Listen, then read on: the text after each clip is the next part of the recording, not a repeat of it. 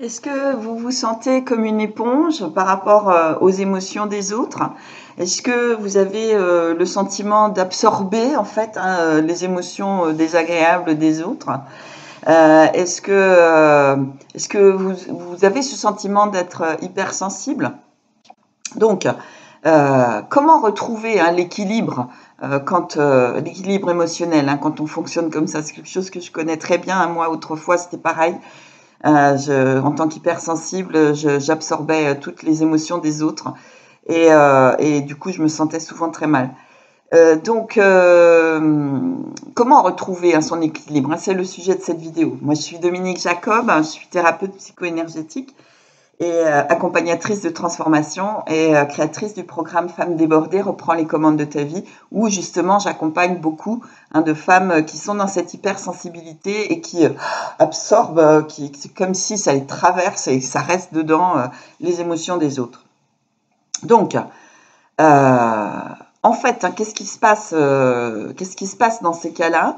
C'est que vous avez, en ayant cette hypersensibilité, vous avez un lien à votre intuition qui est intéressant, et donc vous avez cette capacité à percevoir les émotions des autres. Et ça, c'est vraiment un avantage. Après, pour le moment, vous les absorbez. En tout cas, vous avez l'impression de les absorber. En tout cas, c'est comme ça que vous le vivez. Et du coup, vous vous sentez mal. Donc, d'où est-ce que ça vient? En fait, ça vient pas seulement du fait que vous êtes hypersensible. Il y a d'autres éléments. Il y a le fait que vous manquez de barrières par rapport aux autres. C'est difficile, par exemple, pour vous de dire non. C'est difficile de mettre une limite et une distance avec les autres. Et ça, c'est quelque chose qui s'apprend.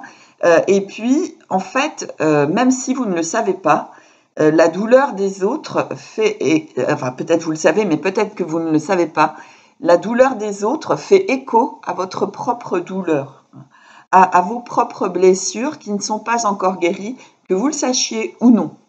Si vous vous sentez comme une éponge, il y a de fortes probabilités que ce soit cette problématique-là qui soit en action. Donc, les conséquences par rapport à ça, évidemment, si vous êtes hypersensible et que vous vous sentez comme une éponge, vous les connaissez. C'est en fait, vous vous sentez envahi émotionnellement par ce qui se passe pour l'autre. Si l'autre se sent pas bien, vous vous sentez pas bien. Si l'autre est joyeux, vous êtes joyeuse.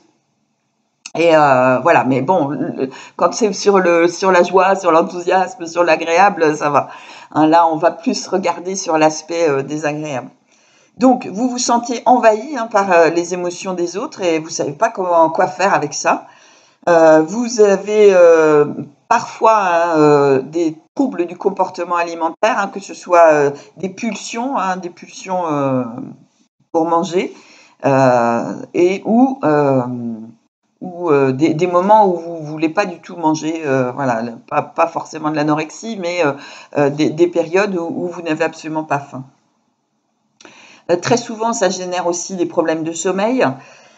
Et puis, une des difficultés qui est vraiment très désagréable, c'est que, en fait, pour pouvoir vous sentir en paix, vous avez besoin de vous isoler et de vous isoler des autres. Alors, quand c'est possible, encore ça va, mais quand c'est pas possible, c'est compliqué.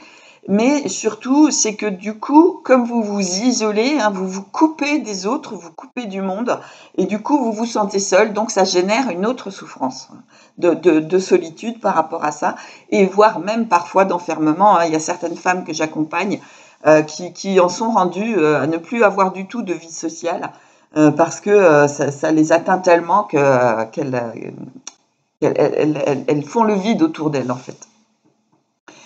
Et donc, ça va générer aussi parfois, ça peut générer aussi pas mal de rumination et aussi parfois une forme d'irritabilité quand vraiment vous avez absorbé plein d'émotions des autres.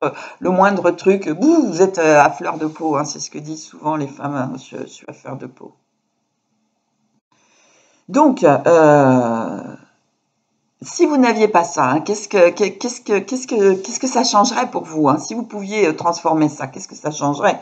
En fait, c'est de pouvoir retrouver un équilibre émotionnel, ne plus absorber les émotions des autres. Ça ne veut pas dire, alors souvent il y a une peur de plus être empathique parce que les femmes comme vous, ont très peur de ne plus être empathiques. Mais c'est pas de ça dont il s'agit en fait, hein. C'est tout à fait possible de garder son hypersensibilité et son empathie sans pour autant souffrir avec l'autre en fait, hein. C'est ça, c'est avoir de l'empathie, c'est tendre la main à l'autre qui est dans un trou, mais vous n'allez pas plonger dans le trou avec la personne, hein. Juste vous lui tendez la main, vous restez au bord. Et donc vous plongez pas dans sa douleur en fait, hein. Et donc, ça permet de garder un équilibre à l'intérieur, un équilibre émotionnel. Et ça, c'est vraiment précieux parce qu'en fait, vous pouvez retrouver évidemment de la paix à l'intérieur, être en paix avec vous. Et puis, du coup, être en paix avec l'autre, hein. Donc, vous n'avez plus besoin de vous isoler de la même manière, hein, et du coup, vous n'êtes plus dans cet enfermement. Donc, comment arriver à faire ça? En fait, alors la première des choses, c'est enfin, il y a deux choses essentielles, c'est d'éviter, hein, les personnes qui sont négatives et qui sont toxiques. Ça, c'est vraiment super important. Bon, évidemment, si vous avez une amie qui ponctuellement ne va pas bien, c'est important de l'écouter, hein. Mais si c'est quelque chose d'habituel, de récurrent, arrêtez de l'écouter, hein, parce que ça n'est pas lui rendre service, mais c'est surtout, ça ne vous rend pas service à vous, au contraire. Vous envahissez avec ça. Donc ça, c'est la première chose. Et ça aussi, ça s'apprend. Ensuite, c'est d'apprendre à poser des barrières saines, hein. Il ne s'agit pas de mettre un blindage autour de vous, hein. C'est justement ce qui se passe quand vous êtes dans un isolement, quand vous vous isolez. Mais c'est de mettre des barrières saines, hein, pour que vous ne puissiez plus être personnellement atteinte, affectée par l'émotionnel des autres. Un autre élément important, donc de vous libérer de la charge émotionnelle liée à des événements de votre passé, hein. Parce qu'en fait, si la douleur de l'autre fait écho avec votre propre douleur, c'est qu'il y a toujours une charge émotionnelle enfouie, hein. Donc souvent, vous n'en avez pas conscience, hein. Elle est à l'intérieur, elle est enfouie. Et vous en rendez compte parce que la douleur de l'autre vous atteint. Donc, un autre élément, c'est d'apprendre à réguler vos émotions, vos propres émotions. Parce que en tant qu'hypersensible, c'est vraiment absolument capital, hein, d'apprendre à réguler, hein, qu'il n'y ait plus cet ascenseur émotionnel. Moi, j'appelle ça le yo-yo émotionnel, hein, ça fait blou comme ça monte, ça descend à toute vitesse. Et du coup, de pouvoir avoir voilà, un flux émotionnel plutôt régulier, hein.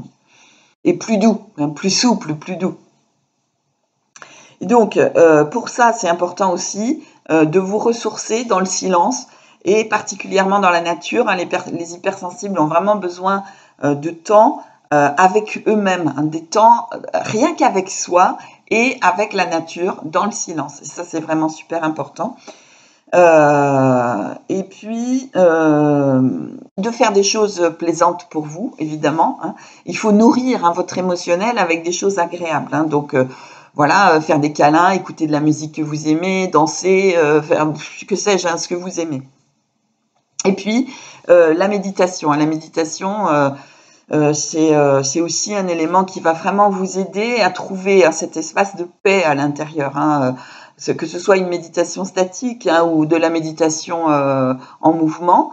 Après, il y a plein de formes de méditation, hein, mais moi, je vois avec la danse, par exemple, hein, le travail en mouvement est vraiment, moi, quelque chose qui m'amène beaucoup de paix à l'intérieur.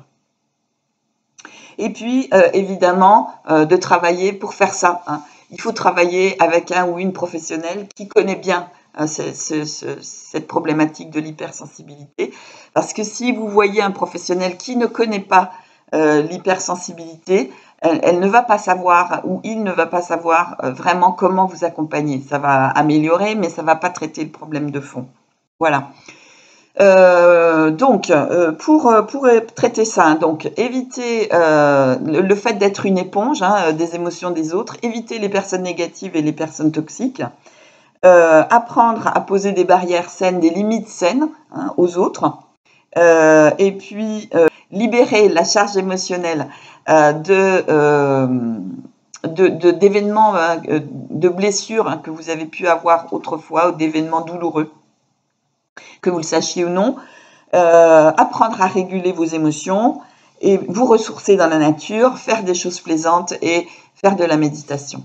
Voilà, cette vidéo vous a été utile, partagez-la. Si vous avez une copine qui est hypersensible, donnez-lui cette vidéo, donnez-lui le lien. Et puis, oui, alors je vais vous mettre aussi le lien sur l'hypersensibilité. Voilà, ça peut vous donner d'autres indications. Et puis voilà, si vous souhaitez apprendre à réguler vos émotions et puis libérer ces charges émotionnelles dont vous n'avez plus besoin et apprendre à mettre des barrières saines, contactez-moi. Voilà, à bientôt.